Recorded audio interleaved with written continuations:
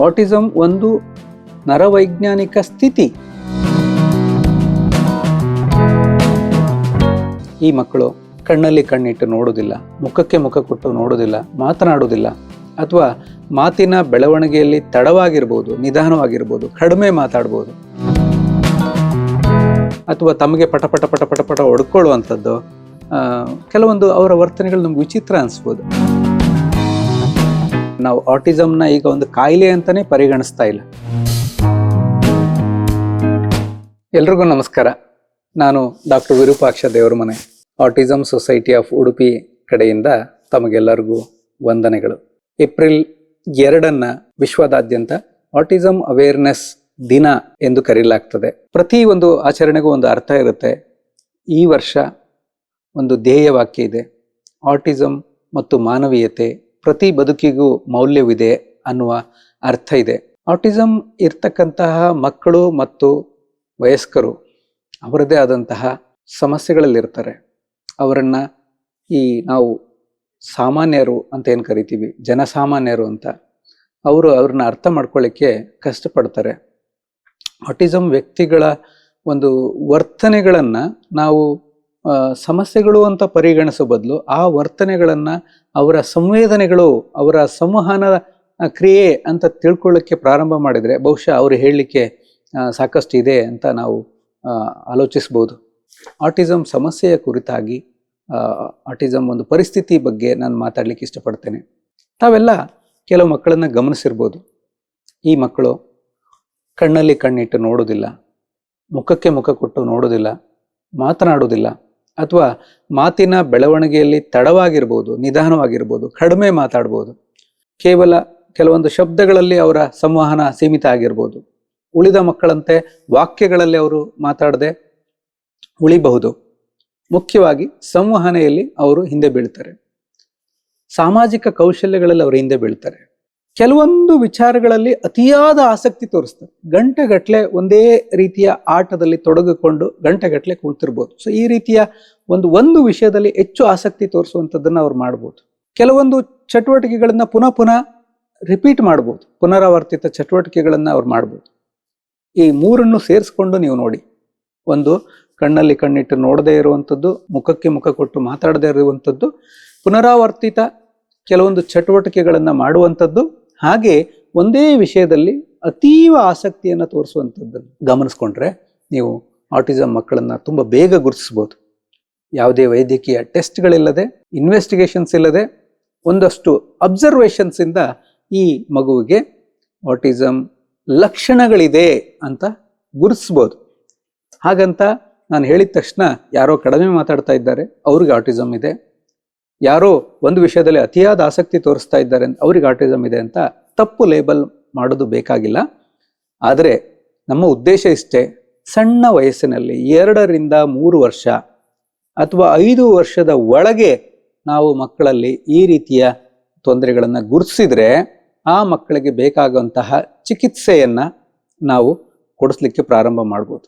ಚಿಕಿತ್ಸೆ ಅಂದ ತಕ್ಷಣ ತುಂಬ ಗಂಭೀರವಾಗಿ ತಗೊಳ್ಬೇಕಾಗಿಲ್ಲ. ಯಾಕಂದರೆ ನಾವು ಆಟಿಸಂನ ಈಗ ಒಂದು ಕಾಯಿಲೆ ಅಂತಾನೆ ಪರಿಗಣಿಸ್ತಾ ಇಲ್ಲ. ಆಟಿಸಂ ಒಂದು ನರವೈಜ್ಞಾನಿಕ ಸ್ಥಿತಿ, ಅಂದರೆ ಮೆದುಳ ಬೆಳವಣಿಗೆಯಲ್ಲಿ ಆಗಿರ್ತಕ್ಕಂತಹ ಒಂದು ಬದಲಾವಣೆ. ಸೊ ಈ ಆಟಿಸಂ ಇರ್ಬೋದು ಅಥವಾ ಅತಿ ಚಟುವಟಿಕೆ ಇರ್ಬೋದು, ಲರ್ನಿಂಗ್ ಡಿಫಿಕಲ್ಟಿ ಇರ್ತಕ್ಕಂತಹ ಮಕ್ಕಳ ಮಿದುಳುಗಳು, ಈ ಎಲ್ಲ ಮಿದುಳುಗಳನ್ನು ಗಮನಿಸಿದರೆ ಅವರು ಉಳಿದ ಮಕ್ಕಳಂತೆ ಮೇಲ್ನೋಟಕ್ಕೆ ಕಾಣುವಂತಹ ಮಿದುಳು ಇದ್ರೂ ಸಹ ಒಳಗಿನ ಸಣ್ಣ ಪುಟ್ಟ ಬದಲಾವಣೆಗಳು ಇಂದಾಗಿ ಅವರ ಮಾತು, ಕತೆ, ನಡತೆ ಇದರಲ್ಲಿ ಅವರು ಭಿನ್ನತೆಯನ್ನು ತೋರಿಸ್ತಾರೆ. ಸೊ ಮೊದಲೇನು ನಾವು ನಾರ್ಮಲ್ ಚಿಲ್ಡ್ರನ್ ಅಥವಾ ಅಬ್ನಾರ್ಮಲ್ ಚಿಲ್ಡ್ರನ್ ಅಂತ ಹೇಳಕ್ ಹೊರಡ್ತಾ ಇದ್ವಿ, ಆ ಶಬ್ದಗಳೇ ತಪ್ಪು ಅಂತ ಇಂದಿನ ಪ್ರಸ್ತುತ ವಾತಾವರಣದಲ್ಲಿ ನಾವು ಕಲ್ತ್ಕೊಂಡಿದ್ದೇವೆ. ಸೊ ನಾವು ಅದನ್ನು neurotypical children, neuro different children, neurotypical individuals, neuro different individuals ಅಂತ ಈಗ ಕರಿಬಹುದು. ಯಾಕೆಂದರೆ ಅವರ ಒಡನಾಟ, ಅವರ ಸಂವಹನ ಇದು ಸ್ವಲ್ಪ ವಿಭಿನ್ನವಾಗಿರುತ್ತದೆ. ನೋಡಿ, ಪ್ರತಿ ಮಗುವಿಗೆ ಆ ಮಗುವಿನ ಹಕ್ಕು ಇದೆ, ಆ ಮಗುವಿಗೆ ಘನತೆಯಿಂದ ಬದುಕುವ ಅವಕಾಶ ಇದೆ.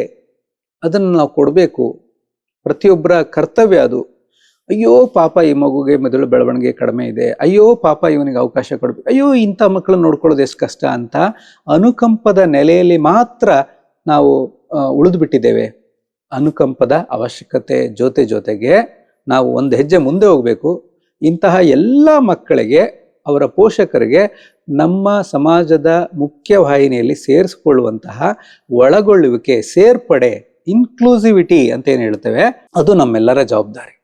ನಮ್ಮ ಶಾಲೆಗಳಲ್ಲಿ, ನಮ್ಮ ಪಬ್ಲಿಕ್ ಪ್ಲೇಸಸ್ಸಲ್ಲಿ, ಸ್ವಿಮ್ಮಿಂಗ್ ಪೂಲ್ಸಲ್ಲಿ, ಪಾರ್ಕ್ಗಳಲ್ಲಿ, ಜಾತ್ರೆಗಳಲ್ಲಿ, ಶಾಪಿಂಗ್ ಮಾಲ್ಗಳಲ್ಲಿ ಎಲ್ಲ ಕಡೆ ಮುಕ್ತವಾಗಿ ಈ ಪೋಷಕರು ತಮ್ಮ ಮಕ್ಕಳನ್ನು ಕರೆದುಕೊಂಡು ಯಾವುದೇ ಮುಜುಗರವಿಲ್ಲದೆ ತಿರುಗಾಡುವಂತೆ ನಾವು ಅವಕಾಶ ಮಾಡಿಕೊಡ್ಬೇಕು. ನಾವು ಬಸ್ಸಲ್ಲಿ ಒಂದು ಆಟಿಸಮ್ ಇರ್ತಕ್ಕಂಥ ಮಗು ಸಡನ್ ಆಗಿ ಜೋರಾಗಿ ಕಿರ್ಚ್ಕೊಳ್ಬೋದು, ರಚ್ಚೆ ಹಿಡಿಬೋದು, ಹಠ ಮಾಡ್ಬೋದು. ಯಾಕೆ ಅಂದರೆ ಅವರು ಕೆಲವೊಂದು ಸಮಸ್ಯೆಗಳನ್ನು ಅನುಭವಿಸ್ತಾರೆ.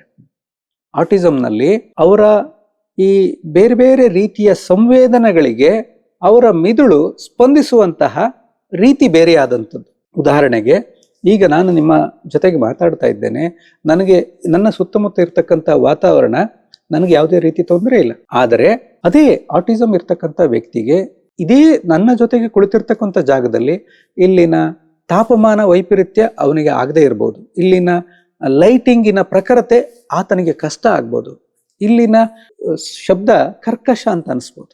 ಸೊ ಈ ರೀತಿಯ ಸಂವೇದನೆಗಳಲ್ಲಿ ವಾಸನೆ ಇರ್ಬೋದು, ಅಥವಾ ಬೆಳಕು ಇರ್ಬೋದು, ಶಬ್ದ ಇರ್ಬೋದು, ಅಥವಾ ಟೇಸ್ಟ್ ಇರ್ಬೋದು, ಸ್ಪರ್ಶ ಇರ್ಬೋದು, ಈ ಎಲ್ಲ ಸಂವೇದನೆಗಳಲ್ಲಿ ಅದನ್ನು ಗ್ರಹಿಸುವಂತಹ, ಪರಿಷ್ಕರಿಸುವಂತಹ ವಿಧಾನದಲ್ಲಿ ವೈಪರೀತ್ಯಗಳಿರ್ಬೋದು ಅವ್ರಿಗೆ. ಅದಕ್ಕೋಸ್ಕರ ಅವರು ಹೊರಗಡೆ ಬಂದಾಗ ಬಸ್ಸಿನಲ್ಲೋ, ಮಾಲ್ಗಳಲ್ಲೋ, ಶಾಲೆಗಳಲ್ಲೋ ಅವರು ಸಡನ್ ಆಗಿ ರಚ್ಚೆ ಹಿಡಿದಾಗೆ ನಮಗೆ ಕಾಣಿಸ್ತದೆ. ಆದರೆ ಒಳಗೆ ಅವರಿಗೆ ಅಲ್ಲಿ ಬದಲಾಗಿರ್ತಕ್ಕಂಥ ತಾಪಮಾನ, ಬದಲಾಗಿರ್ತಕ್ಕಂಥ ವಸ್ತುಗಳ ಪಲ್ಲಟ, ಅಥವಾ ಸುತ್ತಮುತ್ತಲ ವ್ಯಕ್ತಿಗಳು ಗಟ್ಟಿಯಾಗಿ ಮಾತಾಡ್ತಾ ಇದ್ದಂಥ ವಿಷಯ, ಇದು ಯಾವುದಾದ್ರೂ ಅವರ ವರ್ತನೆಗೆ ಕಾರಣ ಆಗಿರ್ಬೋದು. ಸೊ ಈ ರೀತಿ ಅವರ ಸಂವೇದನೆಗಳ ವೈಪರೀತ್ಯದಿಂದ, ಆ ಸಂವೇದನೆಗಳ ಪರಿಷ್ಕರಣೆಯ ಮಟ್ಟದಲ್ಲಿ ಆಗುವ ತೊಂದರೆಯಿಂದ ಅವರು ಹಾಗೆ ವರ್ತನೆ ಮಾಡ್ತಾರೆ ನಮ್ಗೆ ಗೊತ್ತಾಗ್ಬಿಟ್ರೆ, ನಾವು ಅವರನ್ನ ಕೆಟ್ಟ ದೃಷ್ಟಿಯಿಂದ ನೋಡೋದನ್ನ ತಪ್ಪಿಸ್ಕೊಳ್ತೇವೆ. ಅವ್ರಿಗೆ ನಮ್ಮ ಸಹಾಯದ ಅಗತ್ಯತೆ ಇದೆ ಅಂತ ನಮ್ಗೆ ಗೊತ್ತಾಗುತ್ತೆ. ಅವರಿಗೆ ಒಂದು ಸುರಕ್ಷಿತ ಸ್ಥಳವನ್ನು ಕೊಟ್ಟು ಬೇಗ ಪರಿಷ್ಕರಣೆಗೊಂಡು ಸಮಾಧಾನ ಆಗುವಂಥ ವಾತಾವರಣ ನಾವು ಕಲ್ಪಿಸ್ಕೊಡೋಕೆ ಸಾಧ್ಯ ಇದೆ. ಎಷ್ಟೋ ಜನ ಆಟಿಸಮ್ ಇರ್ತಕ್ಕಂತಹ ಮಕ್ಕಳ ಪೋಷಕರು ನಮ್ಮ ಹತ್ರ ತುಂಬ ಬೇಸರದಿಂದ ಹೇಳ್ಕೊಳ್ತಾರೆ, ಸರ್ ಒಂದು ದಿನ ಸ್ವಿಮ್ಮಿಂಗ್ ಪೂಲ್ ಕರ್ಕೊಂಡು ಹೋಗಿದ್ದೆ, ಅಲ್ಲಿ ಪೇರೆಂಟ್ಸ್ ಎಲ್ಲ ನನಗೆ ಇಂಥ ಮಗುನ ಯಾಕೆ ಕರ್ಕೊಂಡು ಬಂದಿದ್ರಿ, ಇವರೆಲ್ಲ ಡೇಂಜರಸ್ ಅಲ್ವಾ, ಬೇರೆ ಮಕ್ಕಳಿಗೆ ತೊಂದರೆ ಮಾಡಿಬಿಡ್ತಾರಲ್ವಾ ಅಂಥೇಳಿ. ನಾನು ಆ ತಾಯಿಗೆ ಸಮಾಧಾನ ಮಾಡಿದೆ, ನೋಡಿಮ್ಮ, ಅವರಿಗೆ ಅವರ ಮಕ್ಕಳ ಬಗ್ಗೆ ಕಾಳಜಿ ಇರ್ತದೆ. ಸೊ ಇವನು ಆಚೆ ಖುಷಿಯಿಂದ ಎಕ್ಸೈಟೆಡ್ ಆಗಿ ಆಚೆ ಈಚೆ ತಿರುಗಾಡುವಾಗ ಅವರಿಗೆಲ್ಲರೂ ನಮ್ಮ ಮಗುನ ದೂಡಿ ಬಿಡ್ತಾನೆ ಅನ್ನೋ ಭಯದಿಂದ ಅವ್ರು ಆ ಥರ ಹೇಳಿರ್ಬೇಕು. ಅವ್ರಿಗೂ ಆಟಿಸಮ್ ಕುರಿತಾಗಿ ಮಾಹಿತಿ ಇಲ್ಲ, ಹಾಗಾಗಿ ಜ್ಞಾನ ಸಿಕ್ಕ ತಕ್ಷಣ ಅಜ್ಞಾನ ದೂರ ಆಗುತ್ತೆ. ಅವ್ರಿಗೂ ಮಕ್ಕಳ ಮೇಲೆ ಪ್ರೀತಿ ಇದೆ. ನಾವೆಲ್ಲ ಸೇರಿ ಸಮಾಜದಲ್ಲಿ ಎಲ್ಲ ಜನರಿಗೆ ಈ ಆಟಿಸಮ್ ಕುರಿತಾಗಿ ಒಂದು ಮಾಹಿತಿಯನ್ನು ನೀಡೋಣ ಅಂತ ಹೇಳಿದ ಮೇಲೆ ಆಕೆಗೆ ಅರ್ಥ ಆಯಿತು. ಈ ವಿಚಾರದಲ್ಲಿ ಅವರ ಸಂವೇದನೆಗಳನ್ನ ಸಹಾಯ ಪಡ್ಕೊಳ್ಳಿಕ್ಕೆ, ಆ ಸಂವೇದನೆಗಳ ವೈಪರೀತ್ಯಗಳಿಗೆ ತಮ್ಮ ದೇಹವನ್ನು ಸಮಾಧಾನ ಮಾಡ್ಕೊಳ್ಳಿಕ್ಕೆ ಅವರಲ್ಲಿ ಕೆಲವು ವರ್ತನೆಗಳನ್ನು ನಾವು ನೋಡ್ತೇವೆ.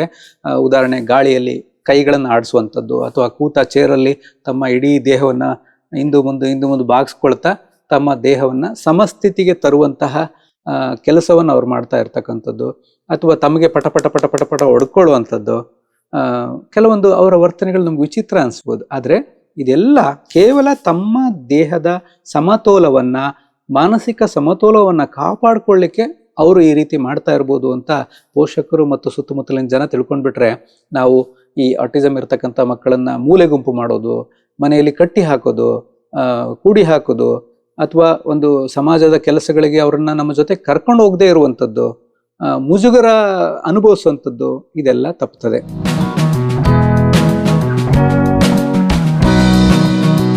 ಆಟಿಸಮ್ ಮಕ್ಕಳಲ್ಲೂ, ಅಂದರೆ ಗಂಡು ಮಕ್ಕಳಲ್ಲೂ ಹೆಣ್ಣು ಮಕ್ಕಳಲ್ಲೂ ಕಂಡು ಬರ್ತದೆ. ಅದರಲ್ಲೂ ಎಷ್ಟೋ ಬಾರಿ ಹೆಣ್ಣು ಮಕ್ಕಳಲ್ಲಿ ಇರ್ತಕ್ಕಂಥ ಆಟಿಸಮ್ ಗುರ್ತೇ ಸಿಗುವುದಿಲ್ಲ.